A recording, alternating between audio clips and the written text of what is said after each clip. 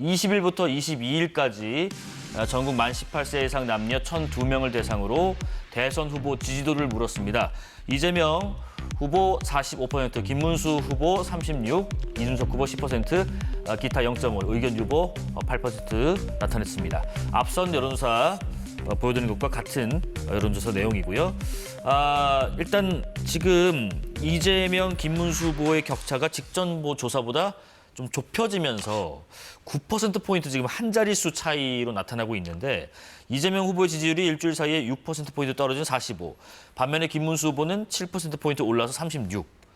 이 두 자릿수 격차하고 한 자릿수 격차하고 분명한 차이가 있는 건지 또 시간의 지남에 따라서 그냥 있을 법한 자연스러운 현상인지 궁금합니다. 그렇지는 않죠. 네. 자연적이라는 건 없는 겁니다. 어떤 이유가 있는 것인데 이재명 후보의 경우에는 지지율을 반납했다. 직전 갤럽 조사와 비교를 해보면 6%포인트가 빠졌어요. 그 이야기는 어디에서 빠졌느냐? 자영업층, 네. 그리고 블루칼라예요.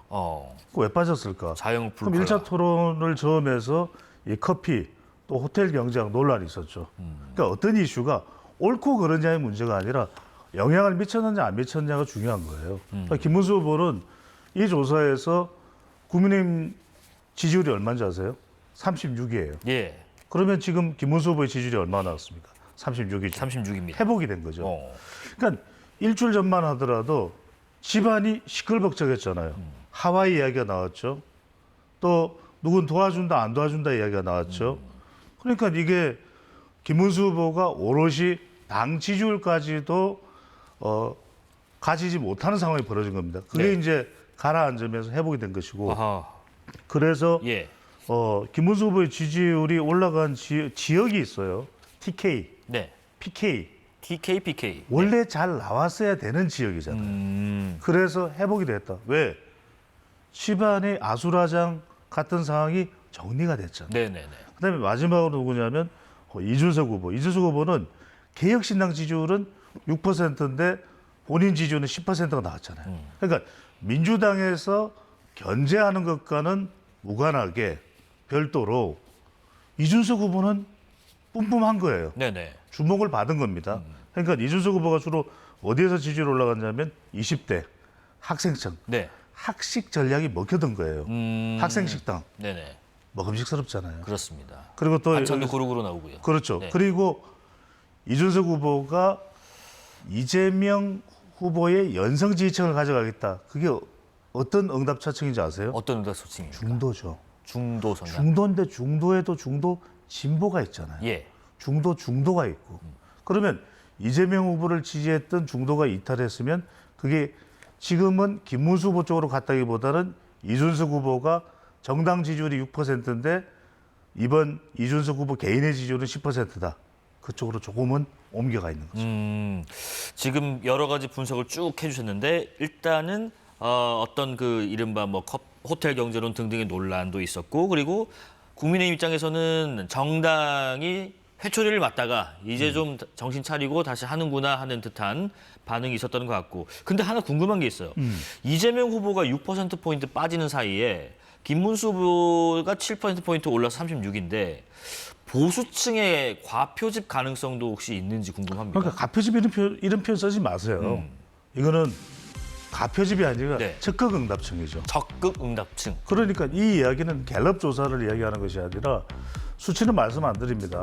이제 자동응답 조사에서는 대체로 더 적극적으로 김문수 후보 지지율이 상승한 것으로 나타나요. 수치 말씀드린 거 아니에요. 그럼 왜 그러냐?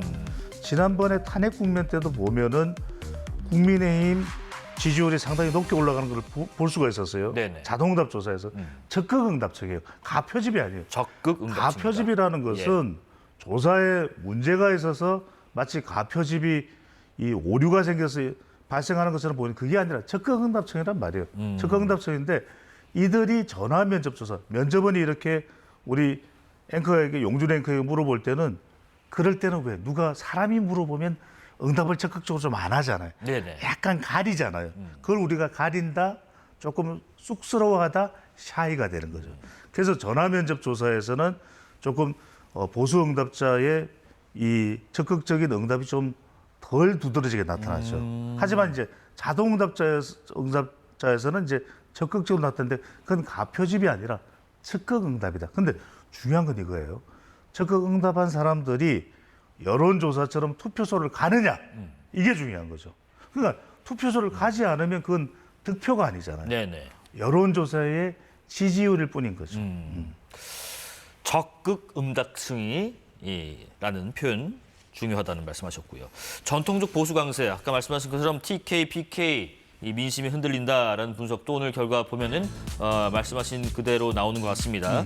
김문수 후보가 이재명 후보를 좀 앞서는 결과가 나왔고 선거 막판으로 하면서 이제 지지층이 좀 결집하는 듯한 그런 모양새. 그러니까 원래라는 말도 좀 그렇지만은 이제 기존의 다른 것들을 비교해봤을 때 그 정도 기대치가 되는 부분 수치까지 지금 올라가고 있는 것이다. 그동안은 집안 싸움으로 좀 지지하지 않았던 것들이 그래서 제가 회복이라는 표현. 회복이라는 표현을 쓰셨고요.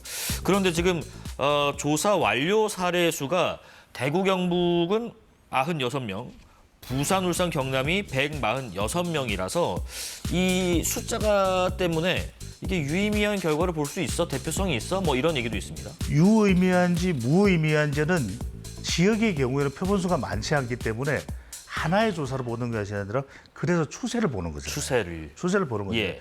전체 조사의 응답자 수는 표본수는 1000명 남짓이잖아요. 그죠? 네네. 근데 이제 지역별로 들어가면 이 광역 권역 단위별 인구수가 다르잖아요. 이럴 때는 추세를 봐야지. 그러니까 한국갤럽 조사를 보면 직전 조사에서는 TK 지역에서 이재명 후보가 더 높았는데 이번의 경우에는 김문수 후보가 10명 중 6명의 지지를 받는 추세로 나타났다. 변화가 있는 거죠. 네. 그럼 이 추세로 봤을 때 TK에 확보되지 않았던, 이탈됐던 또 집안 혼란 때문에 주저했던 응답자들이 다시 회복이 됐다. 네. 이렇게 이제 분석을 하는 것이죠. 예.